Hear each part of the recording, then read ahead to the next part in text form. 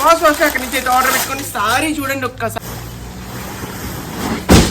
చూడండి బేల్ చూడండి, బ్యూటిఫుల్ సారీస్ వచ్చేసినాయి. ఫాస్ట్ గా మీ గురించి స్పెషల్ గా ఒకసారి ఓపెన్ చేసి చూపించేస్తాను. ఎవరైతే డైమండ్ ప్లస్ లో పింక్ గురించి స్పెషల్ గా చూస్తున్నారో వాళ్ళకి మాత్రమే.